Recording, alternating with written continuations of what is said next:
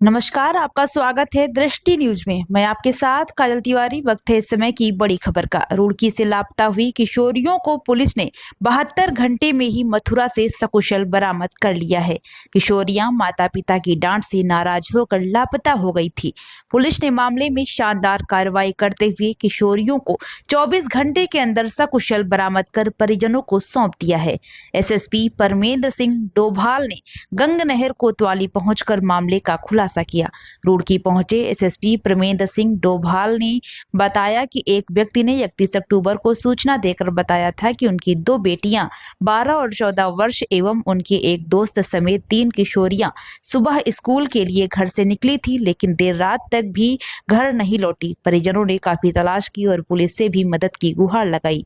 सूचना मिलने पर पुलिस ने सीसीटीवी आदि खंगालते हुए लोगों से पूछताछ शुरू की तो किशोरियों को रोडवेज पर हरिद्वार की एक बस में बैठते देखा गया। फिर वो हरिद्वार बस अड्डे पहुंची और वहां से दिल्ली रेलवे स्टेशन से मथुरा की ट्रेन में बैठ गई। पुलिस ने दिल्ली से मथुरा तक के स्टेशनों पर कैमरे आदि चेक किए, जिसके बाद किशोरियों को मथुरा स्टेशन से बरामद कर लिया गया। किशोरियों ने पूछताछ में बताया है कि माता पिता के बीच अनबन और झगड़े के चलते उनकी मां उन्हें अक्सर डांटती थी और हमेशा झगड़ती थी कि अन्य गुमशुदा बालिका ने भी सुबह जल्दी न उठने के कारण मिलने वाली डांट और थप्पड़ के चलते अपने बाप से नाराज थे।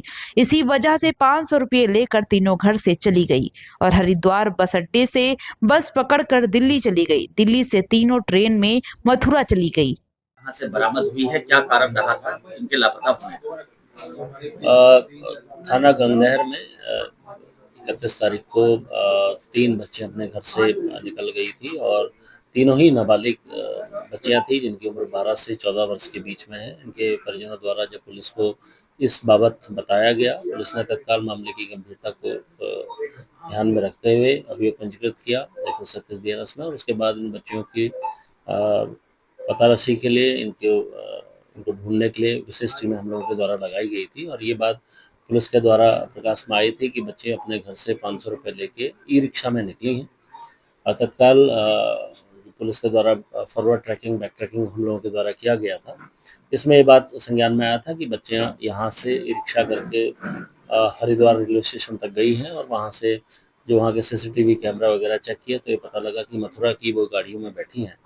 तत्काल पुलिस ने जितने भी स्टेशंस यहाँ से लेकर मथुरा तक के बीच में पड़ते हैं सभी को अलर्ट किया था। सभी जीआरपी थाना और आरपीएफ के साथ हम लोग लगातार संपर्क में थे।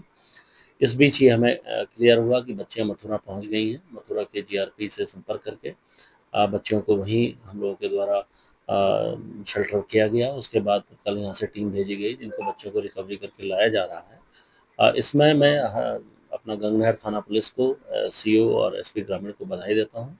24 घंटे के अंदर मामले की गंभीरता को देखते हुए इनके द्वारा तीनों ही बच्चों को सकुशल बरामद किया गया है और उनके परिजनों को शीघ्र ही सौंपा जाएगा। सर क्या मैसेज देना चाहेंगे? इस तरह से माँ बाप की डांट से बच्चियां, नाबालिग बच्चियां घर से निकल रही हैं, क्या हो सकता है उनके साथ? देखिए, इसमें जो प्रथम दृष्टया हमारे संज्ञान में आया था कि बच्चियां जो है अपनी माँ की डांट से ज़्यादा क्षुब्ध थी। उनको इस बीच एक घटनाक्रम में माँ के द्वारा उसको थप्पड़ भी इनको मारा गया। इसको ध्यान में रखते हुए जो बड़ी बेटी है वो अपने 2 अन्य बहनों को लेते हुए घर से निकल गई थी।